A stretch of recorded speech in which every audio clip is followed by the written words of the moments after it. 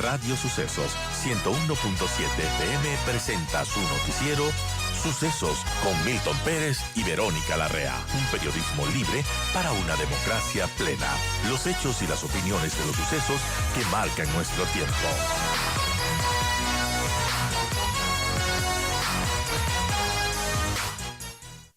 Lo primero que quiero preguntar es, ¿esos anuncios revelan un retraso en el procesamiento de datos? ¿Están dentro de los cronogramas?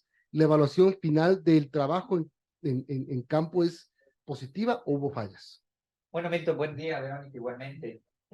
El día de ayer, la semana anterior, el tema relevante, el anuncio que hicimos fue la conformación de un comité técnico evaluador del censo. Y el segundo anuncio fue justamente un ajuste al cronograma, que en realidad son menos de 3 semanas de cambio. En el primer caso, lo que tiene que ver con el comité evaluador, dado, digamos, la solicitud, las observaciones de algunas organizaciones sociales, lo que hemos decidido, un esfuerzo conjunto con Naciones Unidas, es conformar un comité técnico evaluador. Ese comité va a estar conformado por 13 expertos nacionales e internacionales especializados en censos de población, y nos van a acompañar el Fondo de Población de Naciones Unidas y la División de Población de la CEPAL. ¿Cuál es el objetivo, Milton? Rápidamente, que se evalúe la calidad de los resultados del censo de población. Ahora, ¿por qué? ¿Por qué hacen esto?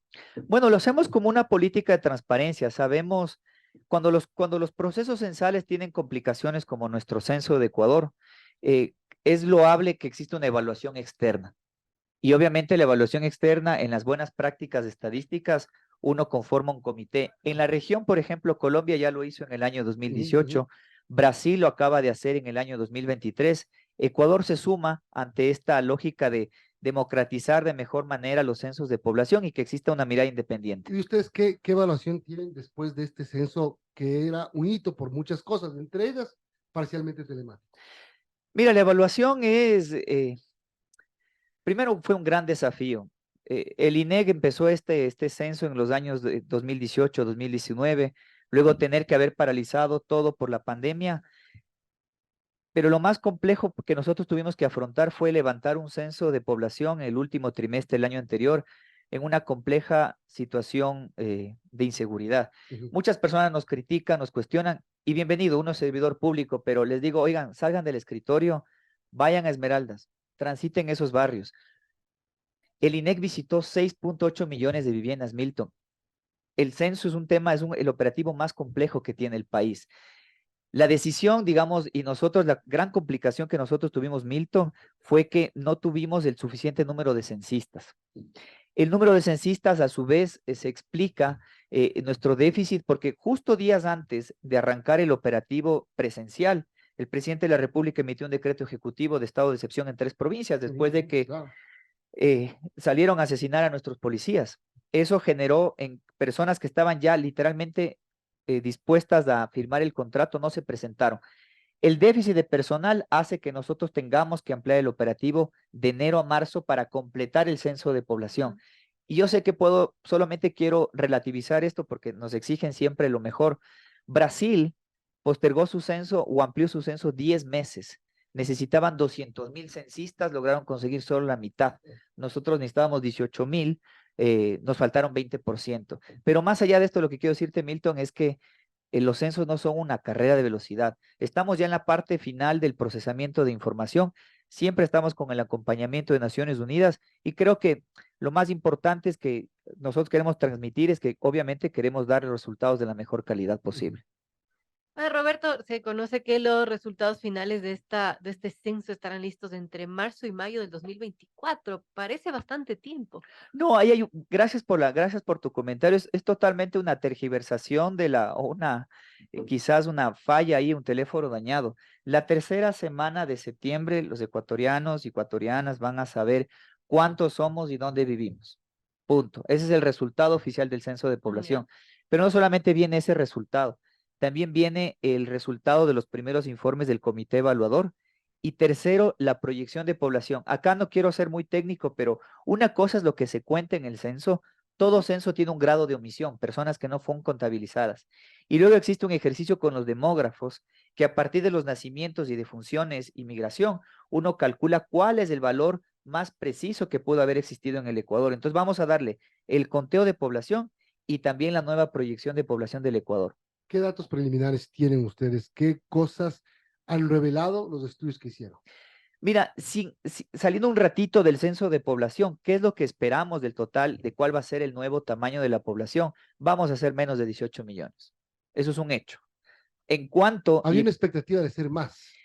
y nosotros de ninguna manera, digamos, nunca lo hemos planteado nosotros No, desde no el INEC. ustedes, pero normalmente se pensaba que íbamos a ser más de 18. Ahora, ¿en qué afectó para que no seamos más de 18? ¿La pandemia? Tres factores demográficos. Uno, ojo que la proyección de los 18 millones viene de un ejercicio realizado en el año 2010. Se proyectó el país cuánto iba a crecer, pero básicamente la hipótesis que tenemos y la evidencia empírica también que existe es, uno, nacieron menos niños de los que teníamos planificados. Dos, han fallecido más personas de las que se habían planificado o se habían presupuestado. Y tres, tenemos un mayor flujo migratorio. En el primer caso, Milton, cada año se estimaba que iban a nacer 330,000 niños y niñas. El último dato que tenemos del registro civil de nacidos vivos no superan los 260,000. Primer elemento. Segundo elemento, nadie contemplaba cerca de 75,000 muertes en exceso que nos dejó la pandemia. Y en los últimos años vamos un poco más de 10,000 muertes de homicidios y asesinatos. Son más personas que dejan de estar en el país. Y el tercero, Milton, más migración. En los últimos años también se ve un nuevo flujo migratorio de las personas del Ecuador hacia afuera. Ahora, en los datos de por ejemplo, el tema LGBTI plus, así es bien raro esto como cambian a cada rato. Pero bueno, van a estar para el próximo año. Esos son estudios específicos que los vamos a trabajar en una mesa con el grupo LGBTIQ+. Dado que es una nueva temática, se debe validar, se deben hacer mesas de trabajo específicas y eso es normalmente lo que sucede con los censos de población. Es más o menos para que tú tengas una idea, Milton. El INEC, por ejemplo, publica todos los meses, 9 de la mañana, el cuarto día laboral, los resultados de la inflación. Pero luego se hacen estudios de la inflación, qué está pasando. Entonces, lo que queremos nosotros decir es que a más de las cifras fuertes del censo de población, haremos estudios temáticos y esos estudios se los hará con la academia, se los hará con agencias de Naciones Unidas y demás. Cuando hacían las preguntas en este caso, ¿ustedes qué evaluación tienen de las respuestas que obtuvieron? Con respecto a la población LGBTQ+, sabíamos que íbamos a tener un gran desafío y los datos que a la fecha tenemos lo van demostrando. Uno, tuvimos de alguna forma cierta resistencia de una parte de la población, lo sabíamos, y también a pesar de que hicimos muchos esfuerzos en sensibilizar a los censistas, muchos censistas, no les voy a decir el porcentaje porque lo estamos afinando, también tuvieron cierta vergüenza de poderle preguntar a alguien cómo se autoidentificaba según su orientación sexual. Más allá de eso, Y Milton, pregunto esto porque es rompiendo mitos, ¿no? rompiendo mitos. todo tipo de tabúes y toda la cosa. Y ahí, Milton, hago la reflexión. Cuando tomamos esta decisión de incluir esta pregunta o este banco de preguntas, uno es un enfoque de derechos, de visibilizar personas que históricamente han sido discriminadas. Sabemos que metodológicamente nos íbamos a encontrar con este tipo de cultura, tanto de la persona que entrevista como de la persona que responde. Pero lo más bonito, lo más importante es que es romper un mito y que ojalá que en 10 años esto sea para la nueva generación, sea completamente, digamos, esté normalizado el hecho de que puedas preguntar estos Que no elementos. sea noticia que hay un tipo de estas preguntas. Son las 8:58, estamos hablando con Roberto Castillo, director del Instituto de Estadística y Censos. Y Roberto, imagino que en septiembre están esos datos, pero en lo que se dijo, para el 2024 hay más datos más detallados que se van a conocer. No, ahí vuelvo a hacer la precisión. Para el próximo año, el 2024, son estudios específicos a partir de los resultados oficiales del censo. De acuerdo. Eso, digamos, son estudios específicos, pero las ¿Y cifras... estos estudios para qué nos van a servir? Bueno, esos estudios sirven, por ejemplo, para profundizar elementos como, por ejemplo, conocer la estructura muy detallada del mercado laboral. En conjunto con el Banco Central, esa información les sirve para calcular las nuevas cuentas nacionales. Por darte un ejemplo, el tema de la población LGBTQ+, lo que acabamos de conversar. Entonces, como el censo tiene tantas temáticas, por ejemplo, fauna urbana, la tenencia de mascotas. Hace pocas semanas el municipio de Quito emitió una ordenanza obligando a los quiteños, digamos, a registrar a sus mascotas. Bueno, en el censo preguntamos, ¿la tenencia de mascotas es un insumo? ¿Habrá un estudio en el 2024? Seguramente, porque nosotros liberamos la información, las bases de datos de este año y el próximo que se hagan todos los estudios del caso. ¿Y el tema de la vivienda? En el tema de la vivienda lo vas a tener en septiembre, vas a conocer con mucho detalle la condición de ocupación, cuántas son ocupadas, desocupadas, de uso temporal.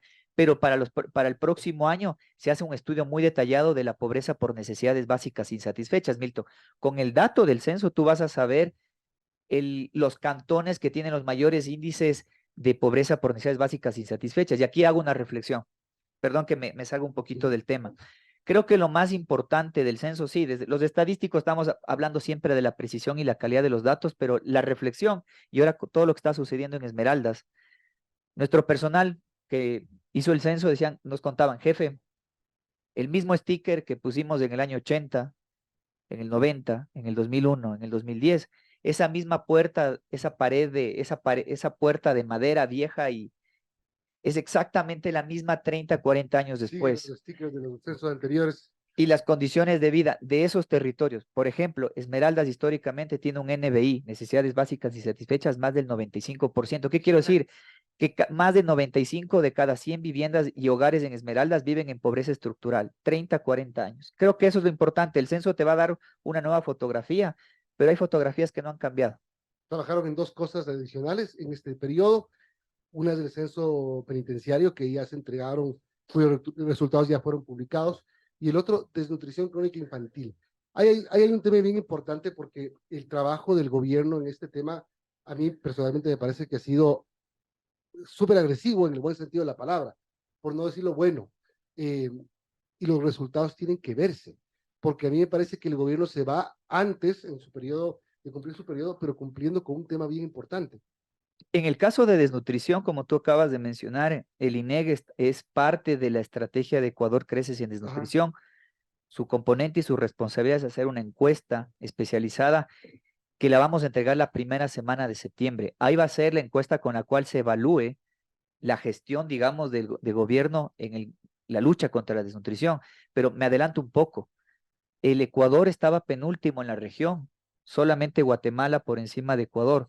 Ecuador más o menos estaba en el 25% de desnutrición, Guatemala casi en un 40%, pero debajo de Ecuador, el que le sigue, tiene más o menos 15, 17% de desnutrición, muy, muy por debajo de Ecuador.